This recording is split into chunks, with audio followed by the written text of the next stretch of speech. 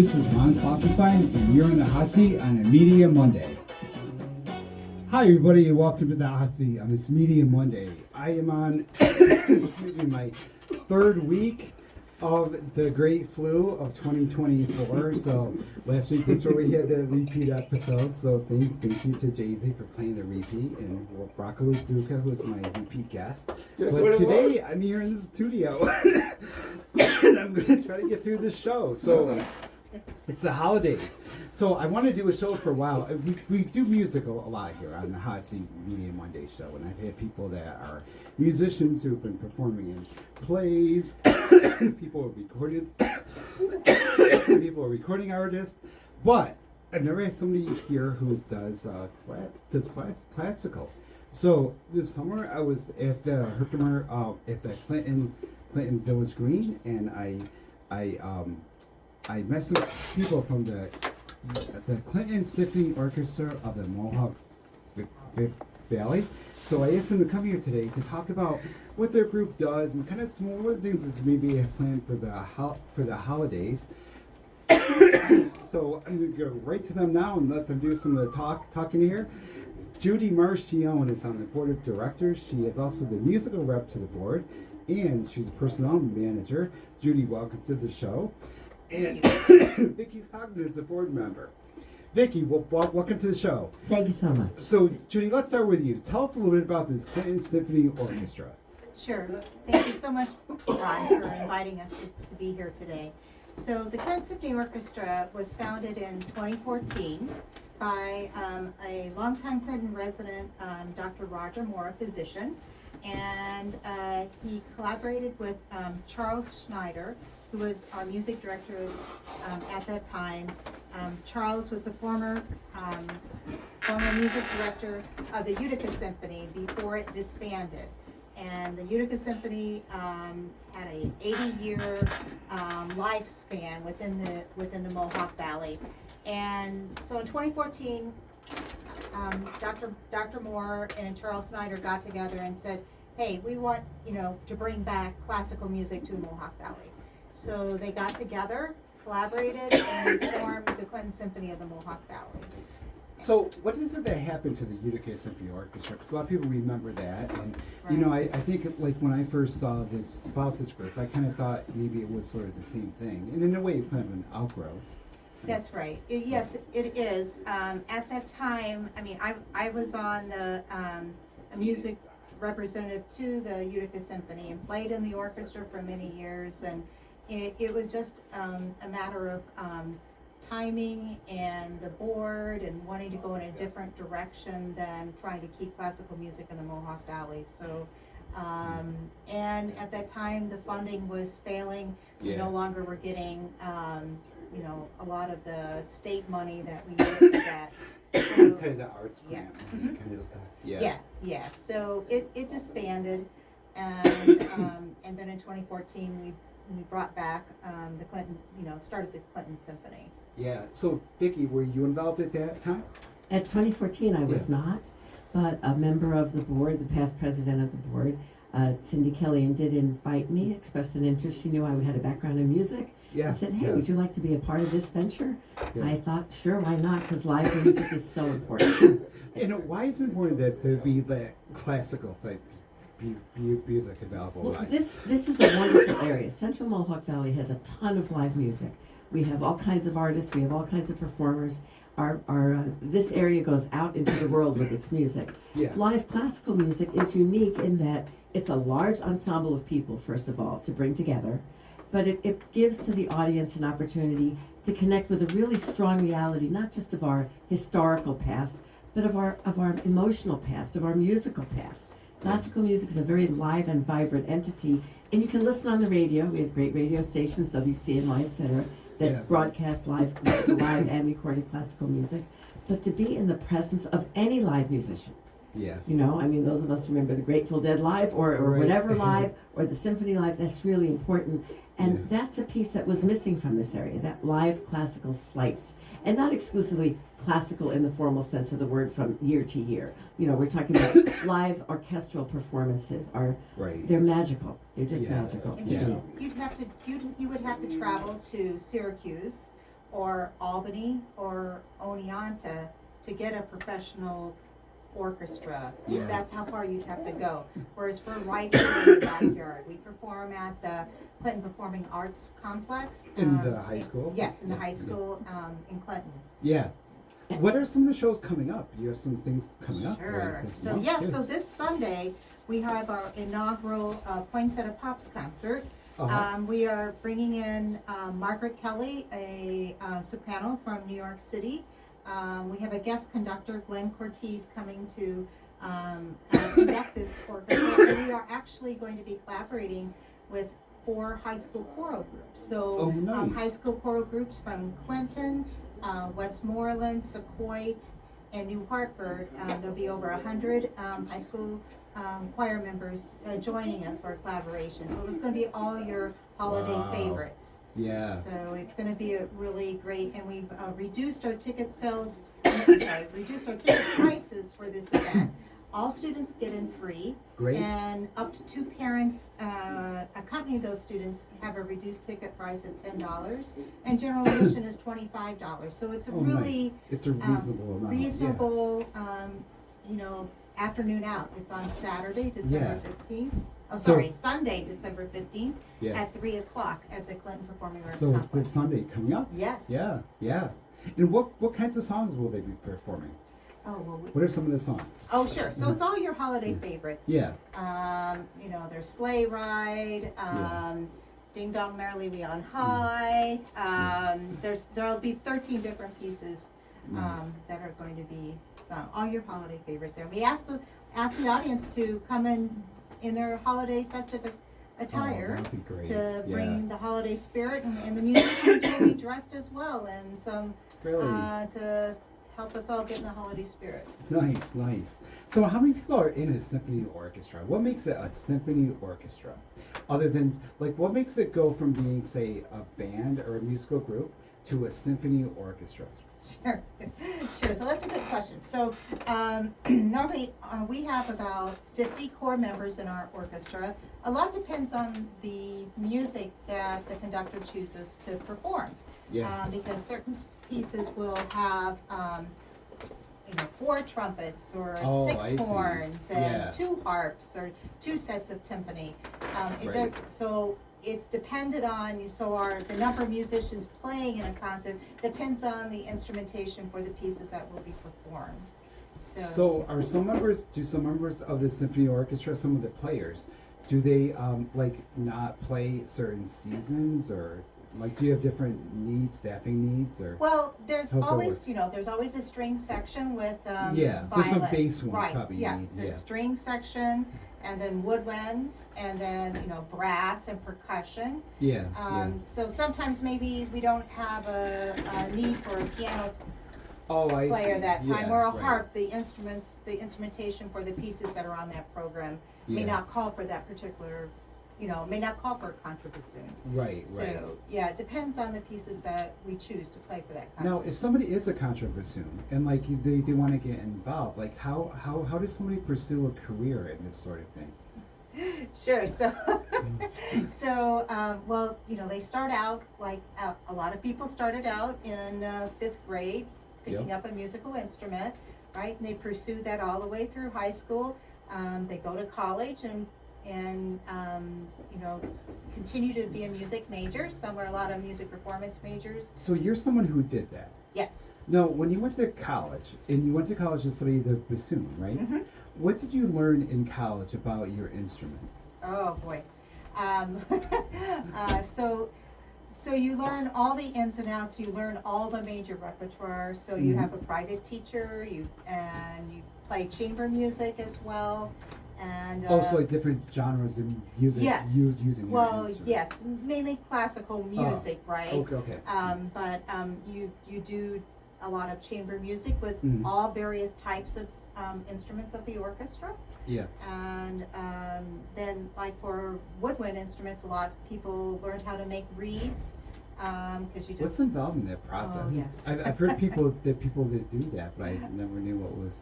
Oh yeah. Yeah. So it's a long process. I probably spend 1 to 2 hours a day making my own reeds. 1 or 2 hours a day. Yeah, so Wow. usually like the double reeds, oboes, bassoons, even some clarinets, make Yeah. their own reeds. And so it's, you can have the technique and learn how to push the right keys down to make the music, Right. right? But if you don't have a reed that makes the tone quality warm, or Right. that tone quality is associated with sort of how you play. It's Yeah. very personalized. Right. And so And you practice 2 or 3 hours Yeah. a day. You Yeah. said 2 or 3 hours. yeah, Wow. so yeah, and Yeah.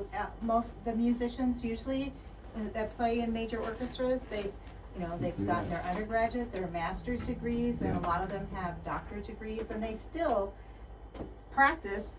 Continue to practice. Yes. Yeah. Yeah, because it's not something like you ride a bike and it just leaves behind. You always know how Right. to do it. Mm. But you're always perfecting your skill set, Yeah. because there's always new music coming that, And you probably very challenge difficult. yourself with greater, Yes. more complex type Yeah. pieces stuff.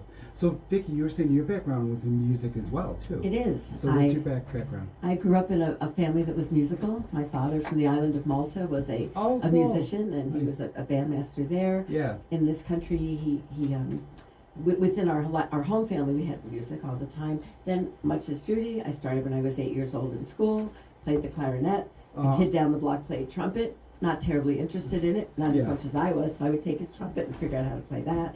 And then from trumpet, I went to French horn and baritone and trombone, and from clarinet to flute and sax, etc.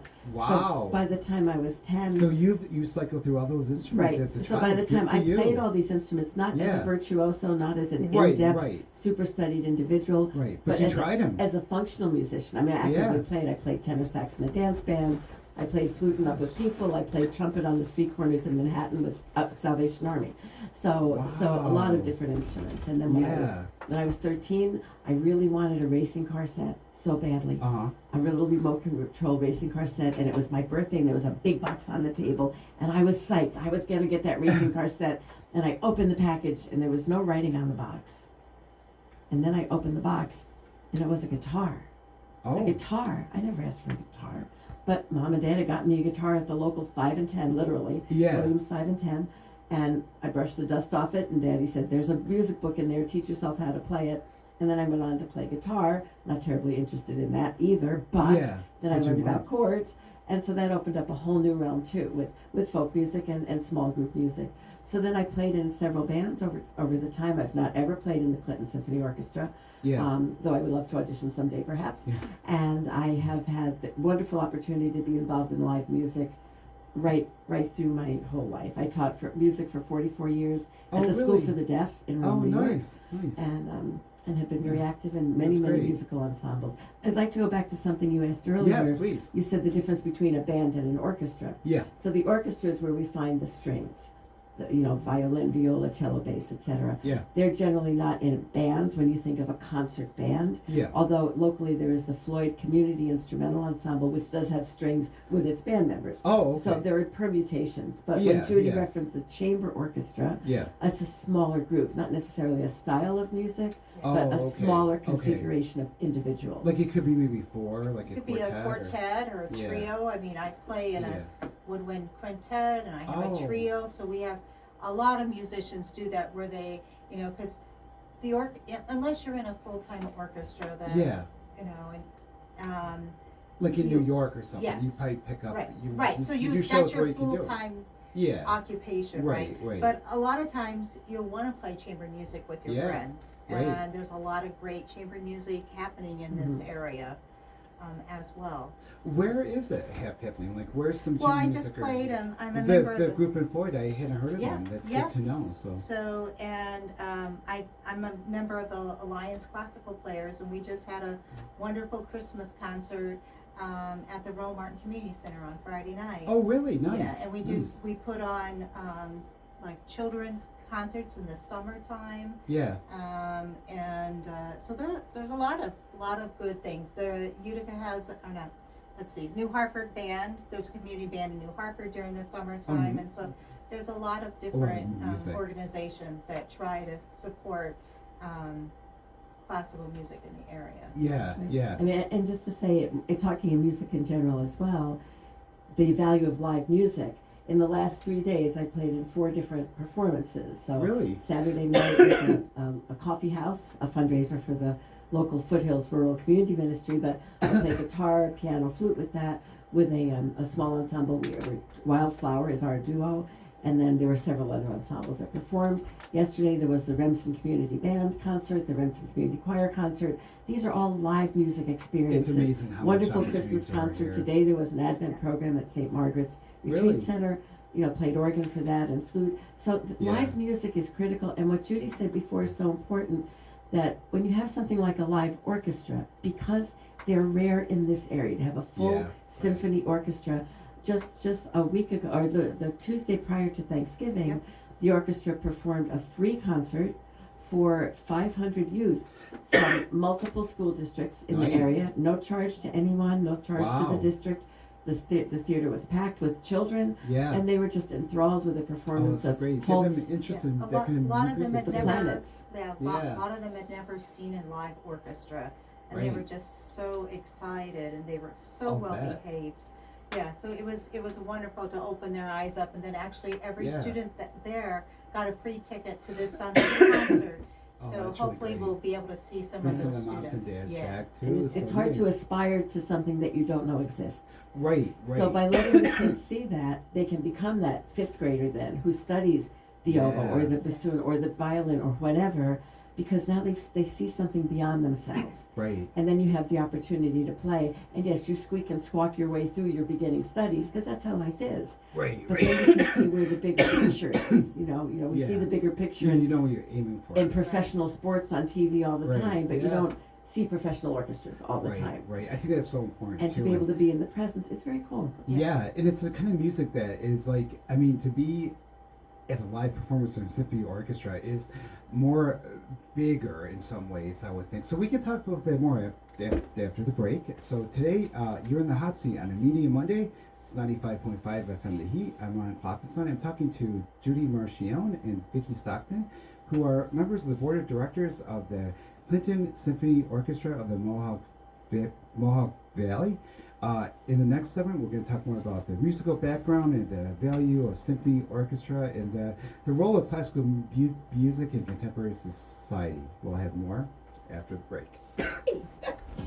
This is Ron Klopfenstein, and you're on the hot seat on a Media Monday. Hi, everybody. Welcome back to the hot seat on this Media Monday. I'm trying so hard to get through the show without coughing. I honestly haven't coughed this much in like a week, but this like cold, this like flu of 2024. I swear to God, you don't want to get this because it sticks around forever, especially in your throat. So, anyways, hot seat Media Monday. Today's guests are from the Clinton Symphony Orchestra of the Mohawk Valley. Judy Marchione is on the board of directors. She's also the musical rep to the board, and she's working now as a personnel manager. Vicky Stockton is the board member too. So, Vicky and Judy, I'm going to kick this back to you and ask you, what is it about? We always think of like, I don't quite know how to phrase this, but like you think of music as like classical, as like kind of like the most complex, maybe the best quality. I wonder, like, what is about classical music that made it survive for centuries, and what is it about it that is so like amazing that like we're still performing it now? I think in part, this is Vicky, it touches you deep inside. How? Anything does. Talk about classic rock. Yeah. Same thing. That term classic, whatever it is, rap, jazz, rock, all that stuff. It's something that touches you in a place that maybe you don't even know exists without that Yeah. music. And there's that connection. We were mentioning composers earlier, and we were also mentioning instrumentation for the orchestra. Someone like Wagner, Richard Wagner, or Mahler, they did a lot of productions that music compositions that require a lot more brass, perhaps, than their fellow composers or Yeah. fellow lady composers. And you think about anything like that the sound, the envelope changes. For me, Aaron Copland's work speaks to me so deeply. I had the opportunity to play with an orchestra once, and I was asked to play, was filling in, it was a last minute gig. So I'm playing in the orchestra, I was asked to play saxophone. Not a lot of orchestral pieces have saxophone in them. Oh, okay? yeah, that's true. So it's a newer instrument. Yeah. And this particular selection that was being played, the opening piece, was the Fanfare for the Common Man by Aaron Copland. Oh. I was not, my instrument was not a part of that performance, of that piece of music, but I was seated in the middle of all those brass players, all the percussionists that were part of that music.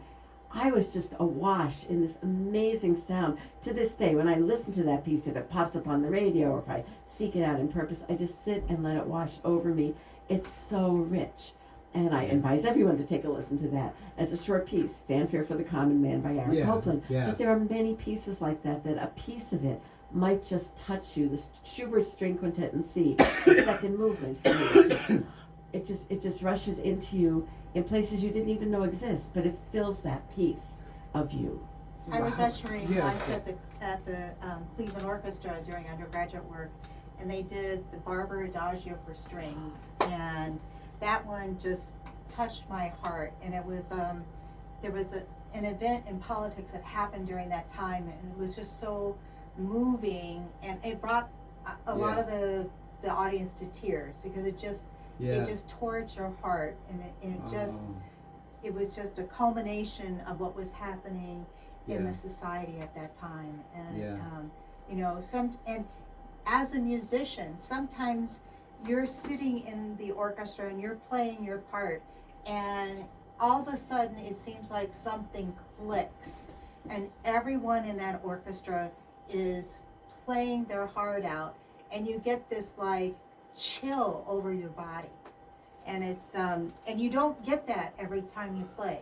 Yeah. I've only had it a few times, and it's like your you're endorphins are like crazy. It's magical. It is. Wow. Yeah. Wow. So what are some of the first songs that made you feel like that, like as children? Like, what are some of the things that like made you think, when you first picked up an instrument or first listened to music and thought, I want to try that too? Like, what are some of those songs that you think about? I was just watching this documentary this past weekend on HBO called Yacht Rock, about like the yacht rock songs, like Michael McDonald and stuff, from the 70s and 80s, the Doobie Brothers and Journey. And I'm thinking, like, that's why I listened to it as a little kid. That's what got me into music, what a fool believes, and it's like, so for you two, like, what are some of those songs that made you think, I'd like to try this? Like, what draws someone to the bassoon? Well, That's a great question. It's such a specific instrument. well, I can tell you that I had a very young student start, much younger than the rest of them, on bassoon, and she's actually still one of my students. Yeah. And she came to me in the 3rd grade. Usually they don't start till the 5th grade. And she had heard a recent performance of Peter and the Wolf. Oh, yeah. Okay? And it spotlighted certain Yeah. certain instruments, and she kept, after her mother and saying, I want to play this instrument. And I can remember the mother calling me, and I don't know if you know what the bassoon is, but it's like 6 foot tall. It's really tall. I And was gonna say, you sit on a yes. seat strap to hold Yeah. it because it's heavy, Yep. right? And so I remember the first year that I had her as a student, she couldn't touch the floor with her feet, and so I put a box to put her feet on, and her mother would sit there holding some of the weight of the instrument, and just because she Wow. so wanted to play So the instrument. dedicated. She just knew, and she's a really, really great bassoonist Just right now. knew it was right for her. Yeah. Yeah. So it just, it kind of, it touches different people, touches people Yeah. differently. Yeah. They're like, oh, well, I like the sound of the clarinet, or I like the trumpet.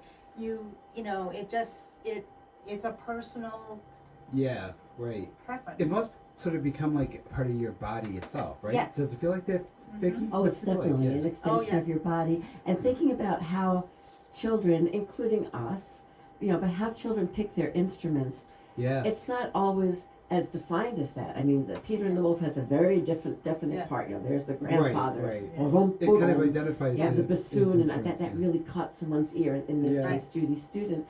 Sometimes I would ask my students, and again, I taught at the School for the Deaf, and you would think, well, deaf kids. Yeah, But how I did said, you do that? Well, I taught the same way I teach hearing kids. I would teach deaf kids. Learning Yeah. curve's a little bit different, but the Yeah. ability to enjoy music is still in there. That's a whole other program. Yeah, but- we'll have to do a show on that Another sometime. time. Yeah. But I would ask my students, why'd you pick the trumpet? Oh, it's shiny. Yeah. Why did you play the flute? Oh, my sister has one. Why did you play the saxophone? I saw it on TV. The president was playing it when, Oh, when right. President Bill Clinton Clinton, yeah, played the saxophone. So everyone has, every Right. person has their own interest and their own reason. But that also goes back to the whole idea of classical music. Classical music doesn't have words. Yeah. It doesn't have lyrics. Occasionally, you have a choral part, like Beethoven's Ninth Symphony has the choral section, the last movement. But for the most part, the sound creates something in each individual that is unique. When I listen to a great song, a folk song or something, James Taylor is playing, or Joni Mitchell, or go back to the classics there, Yeah. they tell a story with words. Right. The music creates its own feeling. But Yeah. the words are there that kind of shape where you're going with it. With classical music, the sound is there. There may you can be like impose whatever It meaning shapes- you want. it to shapes the construct the story. meaning. And then there may be a Yeah. title. For example, the symphony just performed The Planets, Holst Yeah. the Planets. So each movement represented a different planet. And as the conductor said to give the children some context, well, this is the planet of happiness, joviality, and this is the planet of war, or this is the planet of whatever, going back to the mythology. They Yeah. gave the names. So you can plant a seed, but every child's mental picture of that planet is unique. Oh, that's really cool. So classical music, Yeah. music of that orchestral nature, kind of allows you to dream within the music. The music is there. Everybody's hearing Yeah, the yeah. same thing, but what you're doing with that sound, it just opens up so many opportunities for imagination, if you will. I love that And idea. it's sort of like your interpretation when you go to the art museum. Yeah, When you right. go to Munson, Yeah. your feeling for certain artwork is Yeah. different than others. Yeah. Your interpretation, Yeah. you could look at the title of that artwork and it may, Yeah. you're like, well, I don't see that, but I see this other thing, and none of those are wrong. Right, right. Right? It's your right. interpretation, what you feel when you experience that artwork or you experience that music. Yeah.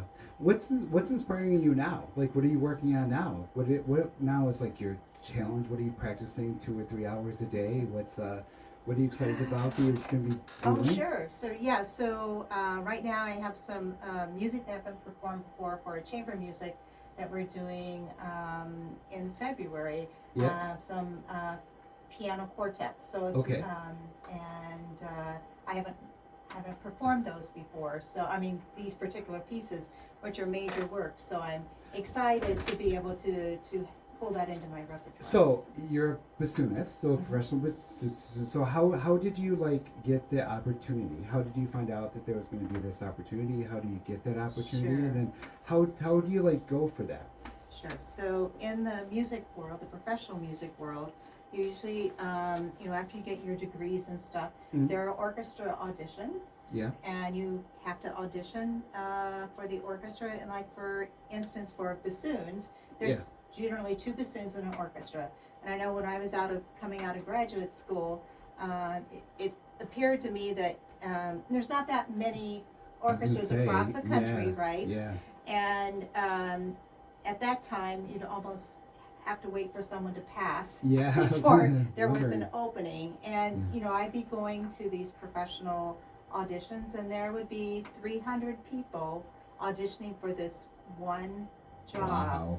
opening. And a lot of times at that time, maybe the job wasn't even a full-time position, but there was all these musicians, and any one of them probably could have won the audition. Right. Right. So, and again, it's very difficult. Yeah. And even if you want to be a member of, if you have a music background here, we do have auditions. Most regional orchestras have auditions once a year if they have any sub positions or things like that. Now, do you tell the people what music you want them to perform? Kind of like with a play where they do sides, it could get part of a character, like a monologue, or do people that are auditioning bring their own music? Oh, to so play? for auditions, yes, the music organization, the orchestra, we'll give you an audition list Yeah. of excerpts, so it's Yeah. major excerpts for that instrument that Yep, have a lot yep. of solo So they work. want to know you're Yeah. able to do So this you have to and play that, and the then you other usually have to play part of a solo, Yep. and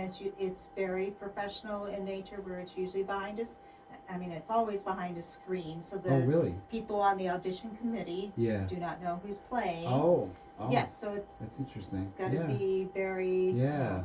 yeah. It's not like just bring your friend in and play. Yeah, yeah. It's because there's a lot of musicians out there, and there's not a lot of Not a lot of open roles and positions. open. Yeah. Yeah. Yeah. So now you're doing this. You're going to be performing in February. Mhm. So do they just like once you get the part? Is that what you would call it? You got the part, like your the Yeah, job it's or our- the role or the. Yeah, well, we one of the groups that I play in, we're playing with professional pianist from New Zealand, and so we, along with her, we chose the program. So then, like, you would just go online and like look for the music, the sheet music, and buy it, and just teach yourself Yeah. how to play it, like how to. Oh yeah, Yeah.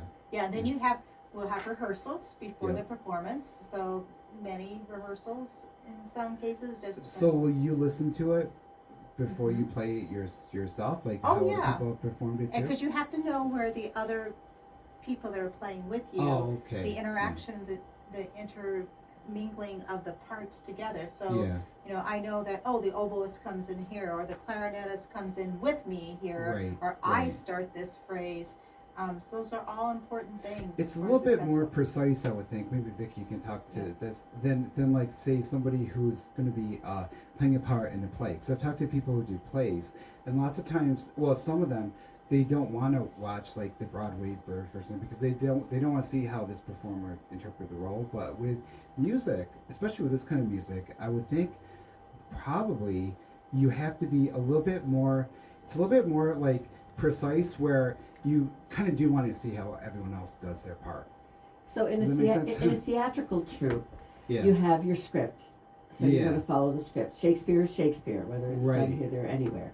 But how it's interpreted, there may be some fluidity. Maybe you wait an extra beat before you come in with your line because yeah. something's happening on the stage or whatever happens to be. With music, generally, you're working either, there's this symbiotic relationship Yeah. that when you have a quartet there, you're working together. There's generally not a conductor that's unifying you. Right. So you have your music, but you don't generally have the whole score in front of you of all the parts. You have 8 measures rest. Well, what's happening during those 8 measures? Oh, that's Yeah. where the clarinet's going to play. Or that line leads in it, just as Judy said. Or I come in with the oboe player, so therefore I need to be So you precise kind of have to hear with how them. it's And a gonna lot be. of times it's Yeah. breathing together, it's Oh, watching okay. together. Even a Oh, string yeah. player will breathe Oh, to get that feeling of playing in an ensemble. In a yeah. full orchestra, of course, you have your conductor.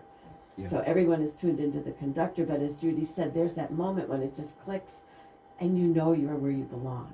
Yeah. Because you're yeah. looking at the music too, and you're not necessarily staring at the count of the conductor, nor is the conductor necessarily counting 1, 2, 3, 4. The Right. conductor is leading the emotional Yes. aspect of what the music is. The pace and the. And it all the comes tone, together, the but that's breathing, playing together Yeah. is so critical. So yes, to answer your question directly, Yeah. yes, there is that time you need to be together. Yeah. And whether you are because you're breathing or you're feeling or you're sensing or you're watching, that's Right. what makes the music work. Again, classical music, classic rock, whatever, you have a group, and the group, they feel each other's musicianship, each Yeah. other's presence, yeah. not necessarily in your face with a metronome banging on Right, counting on right. a rhythm, but it's what makes that flow go. And that's when you know you're listening to good music. Yeah. Is when it's there. You say, when do you feel that? I was thinking, my dad was a church organist as well as Yeah. am I now, and just being in the presence of a wonderful organ and an organist playing it, it's just it must just be it touches you. inspiring. Oh yeah, Yeah. and it touches you. It's visceral. Yeah. It's visceral. Yeah. You know, it's just very. Yeah. Well, we're talking to Judy Marchione and Vicky Stockton. They are from the Clinton Symphony Orchestra of the Mohawk Valley. When we come back, we'll have more about them and we'll talk about some of the concert they have this Sunday coming up. And we'll also hear from Nabil Khan, who each month has our update on all things DC, Marvel, manga, anime. I know that there's a new Dungeons and Dragons set coming out in January. So we're going to hear from Nabil when we come back. And also we'll hear more from this Clinton Symphony Orchestra. I'm Ron Klopfenstein. You're in the hot seat on a Media Monday. More after the break. This is Ron Kloppenstein, and you're in the hot seat on a Media Monday. Hi everybody, welcome back to the hot seat on this Media Monday. We are having a little bit of a technical problem here, so Nabil, I know you're out there waiting for me to give you a call, and you're going to tell us all about comic books and the Dungeons and Dragons. Well, anyways, we're going to have to do that next week. So having a little phone problem here. But I'm still here with Judy Marchione. She is on the board of directors, and she is a musical rep to the board, and she is the personnel manager for the Clinton Symphony Orchestra of the Mohawk Valley. They have a big concert coming up this Sunday. Why don't you tell us a little bit about the concert? Sure. So this Sunday at 3 o'clock at the Clinton Performing Arts Complex, we'll be doing our inaugural Poinsettia Pops concert with guest conductor Glenn Cortez and Margaret Kelly, a soprano from New York City, will be soloing with the orchestra. And then we have 4 high school choral groups that will be collaborating with the orchestra. There'll be high school choral groups from Clinton, New Hartford, Westmoreland, and Sequoia. And so we'll be doing all your holiday favorites. And we hope that you would join us for that. We have ticket prices. We've reduced the ticket prices for this performance just because we want to get a large audience. So it's $25 general admission. All students are free, and then parents accompanying the students will get $10 tickets. Oh, that's really nice. You can just look on our website at clintonsymphonyorchestra.org for more details, or check us on Facebook. Great, and I'll have links to all this stuff on our website, uticatphoenix.net, on Wednesday. And tell me about, what is the Clinton Symphony Orchestra of the Mohawk Valley? What is it? For people that sure. are tuning in now, what does your organization do? This is a professional regional orchestra. We have around 50 core members in the orchestra. We perform concerts throughout the year. We just did a great education concert on November 26th for over 500 third and fourth graders. We introduced them to the instruments of the orchestra and performed selections from Gustav Holst's The Planets, which was a great piece for the youngsters to get a feel for. So a lot of the students, this was their first time hearing a live orchestra. And it was a good time too, because in 5th grade is when they consider going into band and playing this instrument. So it was a good introduction to all the instruments for them to say, oh wow, look at that. Maybe I want to try that. That's how that sounds. So it was. Now you are a bassoon player yourself. Yes. So and you're in the orchestra. One thing I've always wondered is, I see in movies and TV shows, and I've gone to concerts too, where there was a conductor. I wondered, what does the conductor actually do? Because the music is written, you've rehearsed it, many times and stuff, and by the point that you're ready to perform it, what does the conductor do? That's sure. why. So, he rehearses with us. Usually we have 4 or 5 rehearsals before the actual performance with the conductor. And prior to that, all the musicians rehearse their particular individual. You have a lot of, So the conductor will actually, bring in the musicians. He conducts so that we know where we are in the music. He will give cues to soloists and bring out certain things. He helps blend the various instruments together to make sure that the parts are having the feeling that he would like for the interpretation of that section of the music. It's almost like he's controlling like a live action soundboard. Yes. Except instead of having the buttons and dials and stuff, he points and. That's right. He'll say you're too loud, you're too soft. Bring that out a little bit more so that we can hear it cut through some of the other instruments. So as a musician, are you looking to the conductor throughout the performance? Oh yes, one eye is always on the conductor. So you learn to have one eye on your music. Yep. And then one eye on the conductor, because you have to, he is conducting the beats to know where you are at. Right. So you have, you need to always have an eye on the conductor. And with music pieces that are so complex, with 50 players, like you were saying, there's times too, whereas a musician may be in part of a song in the beginning, they have like a long gap, and like the conductor kind of tells them when to pause and when to resume. The music tells you, for instance. Well, the music does, of course. Yeah, but the right. conductor So kinda there'll be cues so them and many. stuff. You Yeah. don't play every single note. At least most musicians don't. In the music that Right, they're given. right.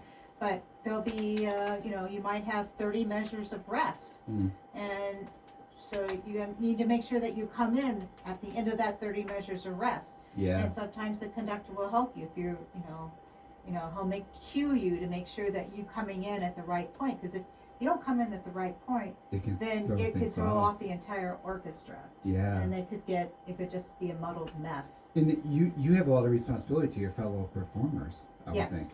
Yes, and just like, there's I sit in a row of woodwinds. I sit next to the clarinets. Yep. And a lot of times we have parts that are together. Yep. And, we use our peripheral vision to also try to make sure that we're coming in at the same time. We breathe together. Yep. We know how our parts fit together. So it's very important. It's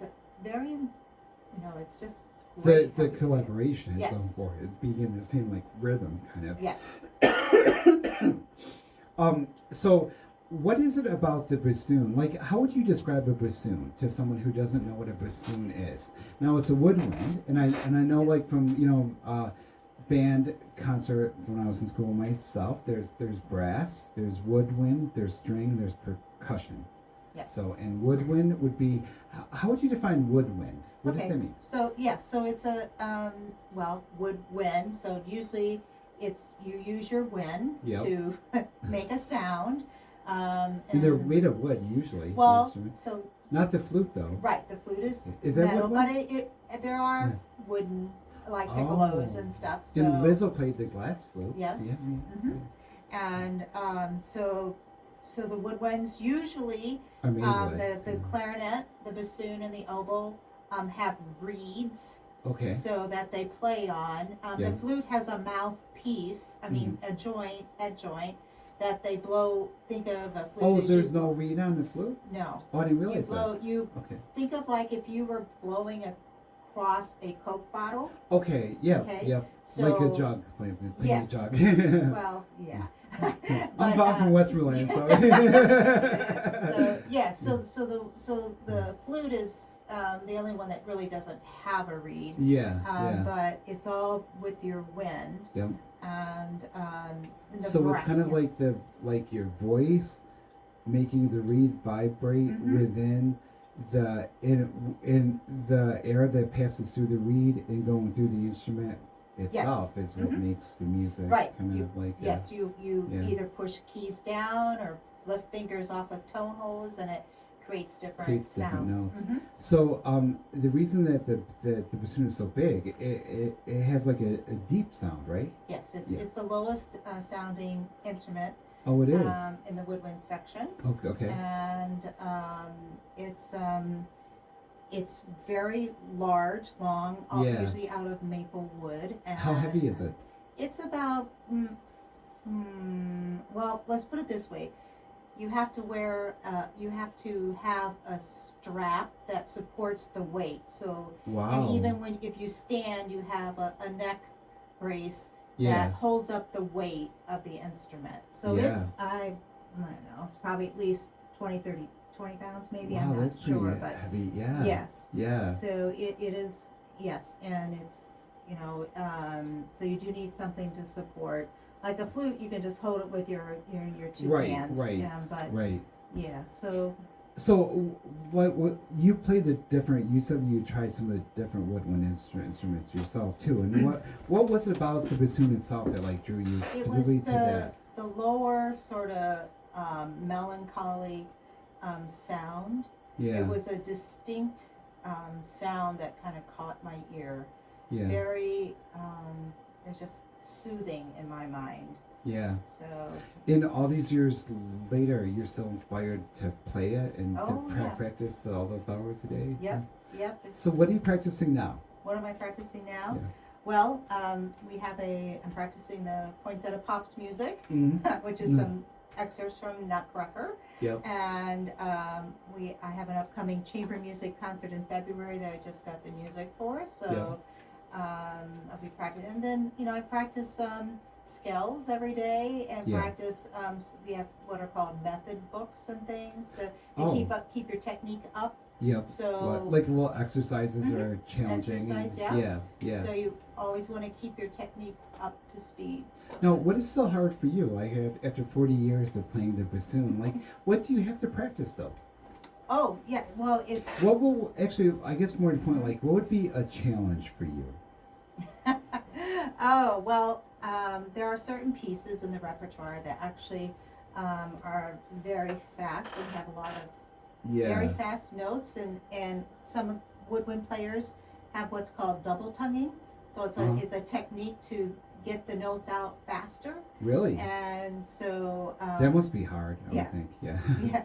yeah. So you really have to, that's Yeah. it takes a long time to perfect that. Now, how much of this, by the time you're performing, how much of this is like you're conscious of what you're doing in the moment, and how much of it is just memorized muscle memory, like not having to look at the notes completely and. Well, and there is a lot of everything. muscle memory, but Yeah. you're always looking at the notes. You I also mean, have you're, notes, so. the repetitions that you do to practice Yeah. those licks or those runs, Yeah. right? Yeah. So that your fingers automatically know what to do when your eye sees that beginning of the 16th note passage. You have practiced it Yeah. enough that your fingers know what keys Right. to push down and what sequence and that kind So of thing. then, what you have to remember. Yeah. Because I was thinking, like, I played the trumpet back in Marchione, but this was like in the it's a long time Mhm. ago, it was the 80s. But I remember like there were three keys, I think they were called, and like combinations would be like A, Yes. B, or C, and like those we had to memorize, Mhm. but I never could. But I mean, that was like part of the problem. But it just wasn't right for me. Yeah. But it's like that I memorized, but then like. The music, like you wouldn't want to memorize it because you do want to kind of keep your eye on it and stuff. And Well, you do you kind of memorize sort of it. memorize, Yes. sort of, Yes, probably. because you but need to know yeah, where you're coming in and how you fit with other players and that. So that is a lot of yeah. memory exercise like that. Is it ever hard to like keep your concentration? Oh, absolutely. Yeah, especially when, there's If a you lot have of a long things happening pause. around you Yeah. and you're like, wow, he missed his, he played this Right. great solo and you lose track of where you are. Yeah. So it's a lot of really hard concentration. You can't think about, oh, what am I going to do after the concert? Or what am I Yeah. going to do when I get home?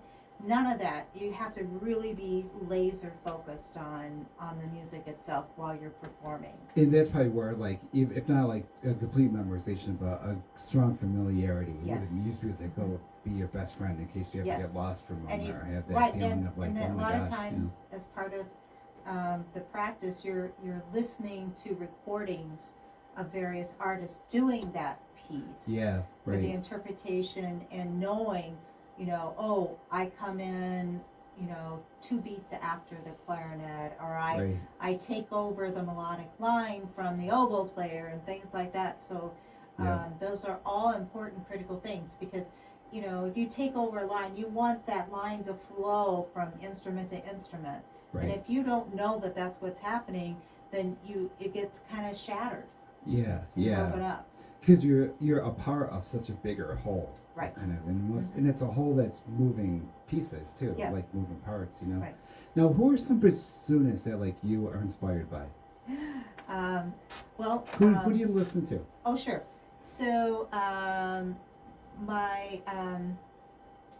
my favorite bassoonist to listen to is actually the principal bassoonist of the New York Phil, Judith LeClaire. Yeah. She and I both went to Eastman and Oh, studied cool. with the same teacher, but many years apart. Nice. But yeah, I mean, there's Yeah. Now, what is it about her work that inspires you? Well, since we both studied with the same teachers, Oh yeah, the right. sound is similar, Yeah. and she just has a great feel for the music. Yeah. And that expressiveness of Yep. so it's yeah. So now, would you buy like CDs or like stream downloads of like the symphony itself, like, or does Yeah, she of have course, like there's ones some of her solo own? pieces too. I mean, every musician not only Would have solo practices, pieces yeah, too? yeah. So she has several albums out, and Oh you know, really? oh yeah, Yeah. yeah. So major. What's some of your favorite songs to perform with the bassoon? You mean solo work? Or, Now, would would orchestra? a classical music be considered a song? Like would Mozart's something be a song, or like would it be called a movement, or what do you? It's an orchestra piece, not Okay. really. I don't consider it a song, but it's Yeah, right. as I said that, it didn't sound right. So That's okay. So some of my favorites is, of course, there are big things that feature the bassoon. So Yeah. Stravinsky Rite of Spring, yeah, and Scheherazade, the Barber. The Barber Adagio for strings. That Mhm. has a really special place in my heart. And Yeah. actually, it was performed at my wedding. Oh really? And Oh, so must have, yeah. so yeah.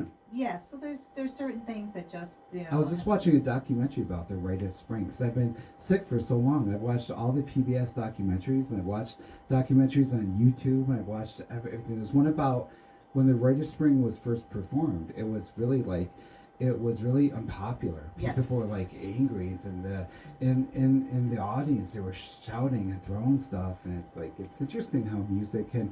What is it about music that like?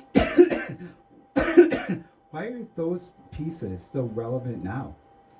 Well, What is it about them? Yeah, I think in my mind, I think it's because it's still they're expressing an idea, and Yeah, that idea is still valid. yeah. And The emotions we feel are yes. the same emotions we always felt. yeah, yeah, Yeah. and a lot of And our this happened. conflicts are the same kind of conflicts. you know? Yes, exactly. Yeah. So It's so powerful, I think, classical music. You know? I'm trying to put it like into my own words with not a musician's vocabulary. There's something about it that's just like so like, I was thinking about for this interview, I was thinking about the movie The King's Speech. And in The King's Speech, like at the end, it's Beethoven's, I think it's Beethoven's ninth, but it just like has such a slow build, and it's so stirring, and it's so like you really get the feeling like in the film, you Yeah. know. And of course you interpret the music however you want to, but like it so captures like the king talking to the entire commonwealth. Classical music is so big. and I think. you hear a lot of classical music in a lot of the major movies out there. You do. And commercials all the time. Right. You're like, oh, that was Yeah. fourth movement of this or that, or oh, I Yep. recognize that's from there. Yeah. So it's used a lot in film and Because commercials. it's effective and yes, people like it, It- and it's like. and again, why it's that way is because Yeah. it gives that emotion. Right. You don't need to put words to it. Right. The emotion Yep. is all part of that music. I mean, a lot of classical, all the masters, they were not well known in their day when they were Right. alive. Right. They, Yeah. after they were dead Yeah. a long time, and then Yeah. their pieces became Something popular. about it had a life of its own. Mhm. Who are some of your favorite composers or songwriters? Well, Stravinsky, Yeah. Ravel,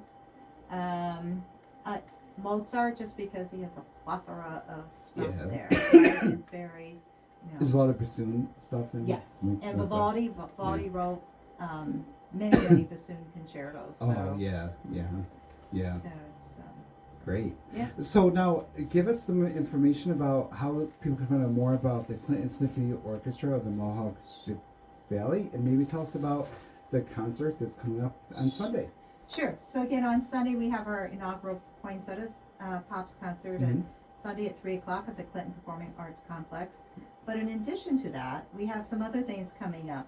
And we are doing, I do have to put a plug in about our fundraisers. Please do, of course. And I'll put all this stuff up. I'll plug Sure. it too on the show notes. So from now until the end of March, Mm. we are collaborating with Hoffman's Car Wash, and they provide us 50% fund That's back really on their nice. fundraising for car Yeah. washes. And who doesn't need a car wash? Right, in the wintertime. in the with all wintertime in salt Utica, and the- right? Yeah, Yeah, exactly. I was thinking I gotta go get I one know, tonight, but right. you can find all the information out at ClintonSymphonyOrchestra.org. Yeah. We have links out there to all the stuff that we're working on. In February, we're teaming up with a concert pianist from New Zealand, and she's going to be doing a benefit concert on our behalf, a piano recital at the Zion Episcopal Church on Saturday, February 15th at 3 o'clock. Oh, nice. So that's nice. a free will donation, and hopefully we'll raise some funds, that'll go towards our concert on May 31st. That's our You'll big have to concert. remind me then. I'll promote it on the Sure. show too. Yeah. So nice, nice. So at the end of Yeah. May, we're gonna team up with, Chelsea Opera. They're gonna bring in 2 soloists, one from, Syracuse and one from New York City. The title of the concert is going to be Favorites in Concert. And the first half is going to be opera favorites from La Boheme and Tosca, which are 2 major Oh, wow. Yeah. operas. And then yeah. the second half will be Gustav Holst's The Planets, which is Wow. going to be a great orchestration. It's got lots of big, boisterous parts Yeah. and Yeah. taking us through all of the planets. So that will be Right. a great concert. You don't want to miss Well, that. this is great, and we're so lucky that we have this kind of entertainment here. Sure, that we can yes. experience this. So, Judy Marchione, thank you for coming on the show, and thank you to Vicky too, who had to leave. Sure. But and next week we'll have Nabil Khan. I'll get this phone thing worked out, and hopefully by next week my cough will be gone. This has been the Aussie Media Monday. I'll have this whole show up with with some show notes on Wednesday at uticaphoenix.net/Media Monday. I'm Ron Klopfenstein, and I'm going to kick things over to Jay Easy for the Easy Ride Home.